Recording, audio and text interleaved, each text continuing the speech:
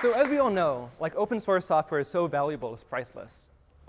Just joking, it's not priceless at all. If you think it is priceless, you haven't spent 5 minutes trying to price open source software. I mean, like, it's useful to talk about awesome things that we could be doing, and it's also useful to talk about how useful those things are. And it's very common for people in Silicon Valley, I find at least, to spend a lot of time talking about, you see this in Wired magazine and such, that people will say that they're revolutionizing things or they're making things so much better, but they don't quantify that. They don't try to do a cost-benefit analysis. Instead, they do what I call a benefit-benefit analysis, which is when you find all the benefits for something and then look for even more benefits for that thing. So how many of you guys are familiar with effective altruism? OK, so there are a few hands here. So one thing that they do that I kind of like is, and this is kind of part of utilitarianism, that they try to quantify where they could do the most good and try to figure out how good different sources of good possibly are. So for instance, like, if there are 20 interventions you could be doing, which ones will actually have the most expected impact? How do you start measuring that? How do you start estimating that? How do we start optimizing strategically? If we're like half as smart at like choosing the exact thing to focus on as we are optimizing PCBs and like React programming, we could probably get a lot further than we are right now.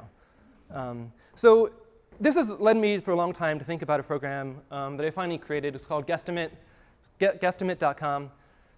Basically, what it's focused on is trying to help people measure uncertain things. Because a lot of things like trying to estimate how many lives you'll save by doing an intervention, or like if you're actually going to focus on diversity, how much extra diversity do you expect to get per dollar? How useful is that compared to saving lives? Like, how do you start doing these calculations that are a lot of fun, kind of hard?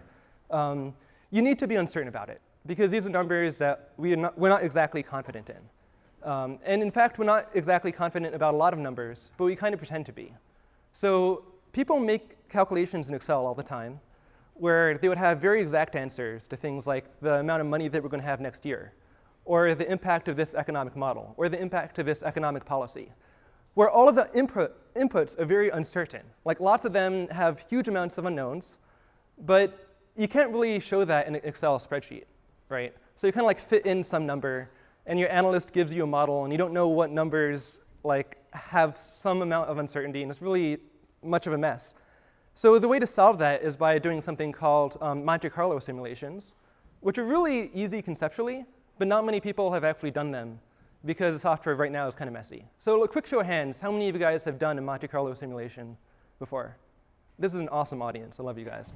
But for a lot of people, that would not be the case. So basically, when you're doing estimates with uncertainty, when you want to know things that are functions of things that you don't know for sure, the best way of finding that out is using Monte Carlo. And it's really, really easy.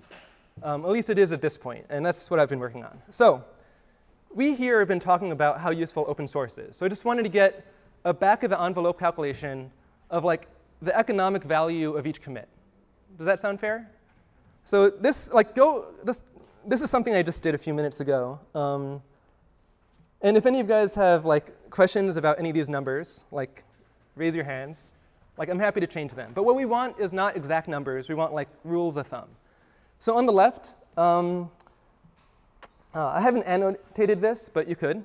Basically, I put in brackets my 90% confidence interval for the total value of open source per year, which is somewhere between like $50 to $200 billion. And I found that from a few different sources. But if you think it's a bit more, it's easy to adjust.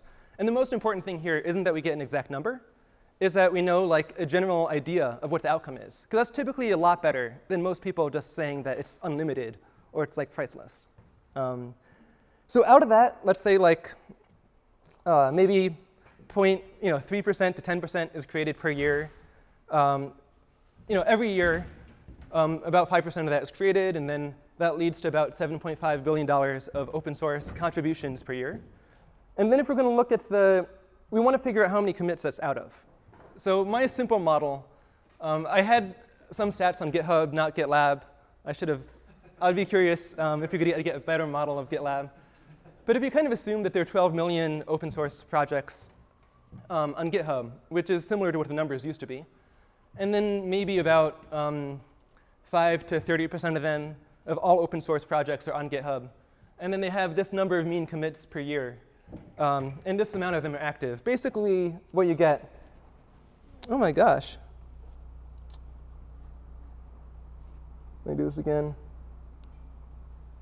Can I ask you a question? Like the total value created per year, can that be negative? So that's a good point. In this case, what's going on is everything uses a normal distribution. Oh, are you saying, like, can it actually be negative? Yeah, so it's 7.7 plus, say, minus 8.2. Yeah. So that's a negative. That's all the horrible code. Oh, OK. I know there's a lot of horrible code out there, but Open source is bad for the economy. oh shit! I just want to say, like, in this case, that's an artifact that we're using normal distributions instead of log normal distributions. So like, there's a tiny tail of normal distributions that goes under 0. If we were to be more precise about this, we would find like the exact distribution type. And there are some tools that do that. Like right now, you could do normal distributions. You could do uniform distributions. And there are a few tools out there. You could paste in data. So using that, you could take in any custom distribution. You could put in your own data into it. And in the future, of course, we want to get like any kind of distribution. And we want to get like statistics about what kind of distributions things actually are. And when people think it's what kind of distribution is it actually, right? Which is a messed one. So in the end, this gives us something like $20 of value per commit. And of course, it gets like kind of crazy because it's dividing by something that's almost 0.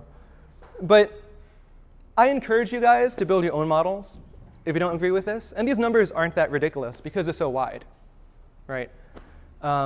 And once you have that, you have something, right? It's like, OK, every time I make a commit, maybe that takes 2 hours of time. That does $20 of economic value. One interesting thing about that is you want to compare that to like the good you could be doing, right? It costs about $10,000 to like $40,000 to save one life, according to GiveWell. They tried to stay away from putting a number on it now. That's about what it is. And you could check for yourself. It's going to be quite a bit of economic value that has to be created per one life saved, because most of the economic value is going to be in Western countries, right? So it's not like a huge amount, but it kind of gives you an idea. And it could be also interesting because like starting from here, you may be able to focus it a lot more. So you may be able to say, like, what about open source software in one specific category? Maybe that's a whole lot more valuable. So coincidentally, of course, Guesstimate is an open source software that helps you model how to estimate open source software. So everything that we've done is open source. There's about 800 commits, which means it's only a few $1,000s of value at this point. So we'll have to increase that. Hopefully, I hope it's more valuable than that number, which is one example of that. But one really good thing that I like about it being open source is that if the company ever shuts down, like if we have to raise money and if things happen and then everything goes to hell, at least other people will be able to build it from scratch. Or like, to build the code from scratch, not like rewrite every line. And that should be pretty easy to do. And I don't think that there's actually that much threat. If Facebook open sourced everything, like I really question how much their stock market valuation would decline. But that's probably like a different guesstimate. And I encourage you guys to like try that out.